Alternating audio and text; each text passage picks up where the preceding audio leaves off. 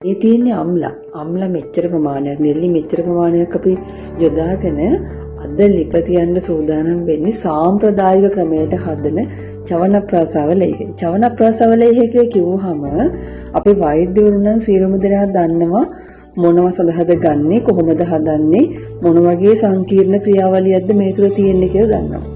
ඇත්තෙන්ම ඖෂධයක් නිර්මාණය කරනවා කියලා කිව්වහම ලෙඩෙකුට පේන්නේ අපි චූටි කල්ක ප්‍රමාණයක් ලෙඩට දෙන එක විතරයි. හැබැයි මේ කල්කේ ඇතුලේ කල්කේ හදන කතාව ඇතුලේ ලස්සන කතාවක් තියෙනවා. ලස්සන වගේම සංකීර්ණ ලොකු මහන්සියක් මේකත් එක්ක තියෙනවා. ලොකු කැපවීමකුත් මේකත් එක්ක තියෙනවා. අපි බලමු චවනප්‍රාසව ලේහය කියන ඖෂධය මොන වගේ දේවල් සඳහාද යොදාගන්නේ කියලා. මේක වාජීකරණ රසායන ඖෂධයක්. මෙතන අපිට තියෙන නෙල්ලි ගෙඩි 2000ක විතර ප්‍රමාණයක් තියෙනවා. මේ ප්‍රමාණයම අපි සෝදලා ලොකු සුදු රෙදි කඩකින් පොට්ටනින් ගහලා අපි ලස්සන ක්‍රමයකට තමයි මේ බෙහෙත් එක හදන්නේ. මේක සාමාන්‍යයෙන් මම අනිත් රසායනාගාරවල බොහෝ දුරට කරන්නේ වියලි නෙල්ලි කුඩු භාවිතා කරලා. එහෙම හදනකොට ඇත්තටම මේකට නෙල්ලි ඇට කුඩුත් එකතු වෙනවා. අපි මේක කරන්නේ තඹගත්ත නෙල්ලි වලින් අපි ඇට ඉවත් කරලා තමයි මේ බෙහෙත් එක නිෂ්පාදනය කරන්නේ. වියලි නෙල්ලි භාවිතා කරන්නේ නෑ අපි. මේක තමයි හේසෙත් ආයුර්වේද මෙඩිකල් සෙන්ටර් එකකින් ඔබට ලබා දෙන ඖෂධවල විශිෂ්ටත්වය.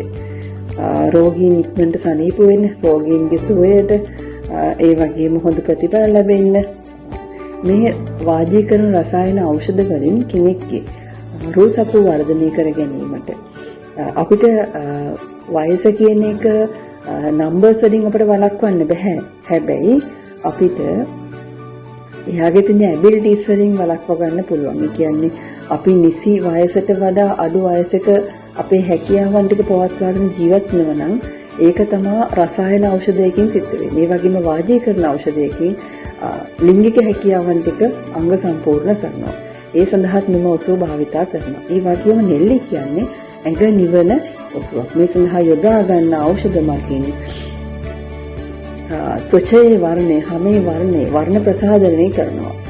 බොහොම ප්‍රියකරු පෙනුමක් ඇති කරනවා. ඒ වගේ විශිෂ්ට ඖෂධයක් තමයි චවනප්‍රාසව ලේහය කියන්නේ. මේක විශිෂ්ට ఔෂධයක්.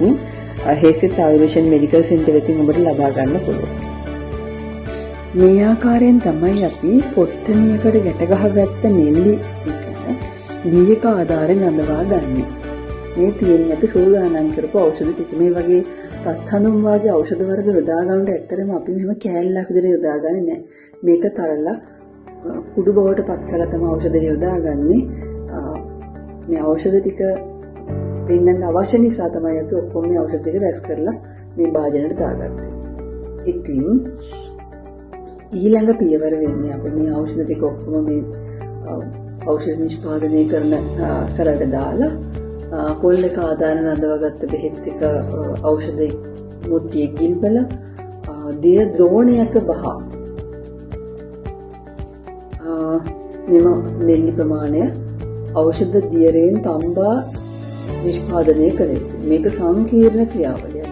ඊපසු මේ නෙල්ලි පොට්ටනිය ඉවත් කරගෙන මේක ඇට ඉවත් කරලා නවතම කෂාය සමග මිශ්‍ර කරලා ලොකු සංකීර්ණ ක්‍රියාවලියක් මේ තුළ තියෙනවා. අපි මේ සියලුම ස්ටෙප්ස් ටික මේ ඖෂධ නිෂ්පාදනයේ පියවරයන් ටික සහ අවසාන ප්‍රතිඵලය ගෙනීමට බලාපොරොත්තු වෙනවා.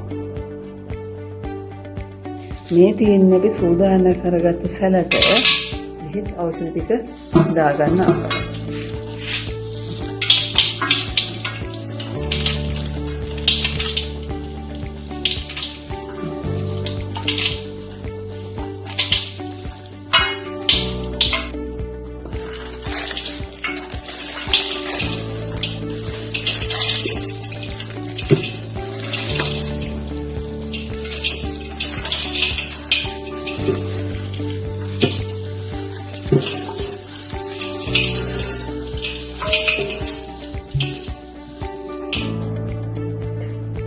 මෙන්න මේ ආකාරයෙන් අපි පොට්ටනිය කෂාය තුල ඖෂධ දැමූ මුට්ටිය තුල ගින්වලා තමයි අපි සෑම විටම තියාගන්නේ.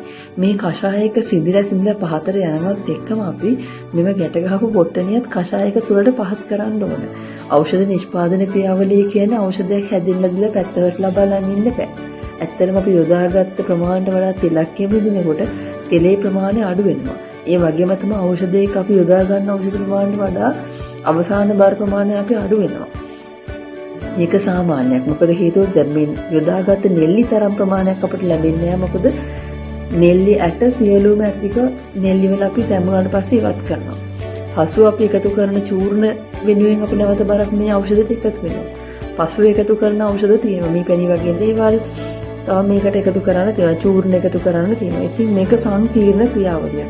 මේ ආකාරයෙන් තමයි හේසිත ආයුර්වේදයෙන් අපි නිෂ්පාදනය කරන නිවැරදි ඔසු ඔබ වෙතට ලබා දෙන්නේ.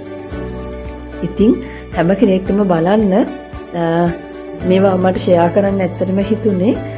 බොහෝ දෙනෙක් මගෙන් අහනවා ડોක්ටර් මේ බෙහෙත් හදනකොට ඇත්තටම මහන්සි නැද්ද කම්මැලි නැද්ද කියලා. ඇත්තටම නැහැ. මොකද හේතුව වෛද්‍යවරයෙක් වෙන්න අපි අවුරුදු ගණනාවක් තිස්සේ ඉගෙනගෙන අපේ ජීවිතේ ගොඩක් දේවල් කැප කරලා ඒ වගේම අපි මේ වෘත්තියට ආදරෙන් ආසාවෙන් අපි එකතු වුණ අය. ඉතින් මේක තුල මට මහන්සි නැහැ. මොකද මේ වගේ වටිනා ඖෂධයක් නිෂ්පාදනය වෙලා අවසාන ප්‍රතිඵලය දැකීම සහ මෙවැනි ඖෂධ ලබා දීම තුළින් රෝගීන් සුවපත් වුණාම ඔවුන්ගේ සුවපත් භාවය දකින විට මගේ මේ වෙහෙස නිවෙනවා. මේක තමයි මගේ ජීවිතේ මම ආසාවෙන්ම කරන දේ ඖෂධ නිෂ්පාදනය සහ රෝගීන් ප්‍රතිකාර ලබා දෙන්න. ඉතින් ඇත්තෙන්ම මට වෙහෙස නැහැ. ඇත්තෙන් මම මේක ගොඩක් ආදරයෙන් වගේම සතුටින් කරන දෙයක්. ನಮ್ಮ වලට බෙහෙත් නෙල්ලි කුඩු වලට වේලෙකු ඖෂධ වර්ග කලවම් කරනට වඩා අපි ලොකු මහන්සියක් වෙනවා. මේ මහන්සිය ඇස්සේ මේ ඖෂධයේ වටිනාකම වැඩි, මේ ඖෂධයේ ගුණය වැඩි. මේ ඖෂධය හැදෙන එක ඇස්සේ ලස්සන කතාවක් තියෙනවා. මේ ආකාරයෙන් තමයි නියම චවනප්‍රාසවලයේ හැදෙන්නේ. ඔයාලට පේන නැති මේක කෂායක් ඇතුලේ අපි ගිල්ලලා තියෙනවා. පොන්නක ආදාරම් ගන්නවලා තියෙනවා. ඇත්තටම මේ හරියම සුවඳක් තමයි මේකත් එක්ක ඉන්නේ ඖෂධ සුවඳ. ඉතින් මේ නිකම්ම නෙල්ලි කුරුහකට ඖෂධ කලවම් කරලා හදනවට වඩා විශිෂ්ට ඔසුවක්. මේ චවනප්‍රාසවලයේදී අර බලා ගන්න පුළුවන් මේ දැන් තියෙන පොට්ටුවේ හොඳට බෙහෙතට තැම්බිලා මේ දුබ්බිත වෙනවා. මේ කෂාය තුල තමයි ගිල්ල තියෙන්නේ. මේ නෙල්ලි පොට්ටුවේ කෂාය අසිගිල්ල තම්බලා අරගෙන දැන් පාදයටම හිලා තියෙනවා. අපිට දැන් හිට උදේට මේක පොට්ටුවේ විහලා කෂාය පෙරලා නෙල්ලි ටික සුද්ධ කරලා හැටේවත් කරලා ගන්න ඕන.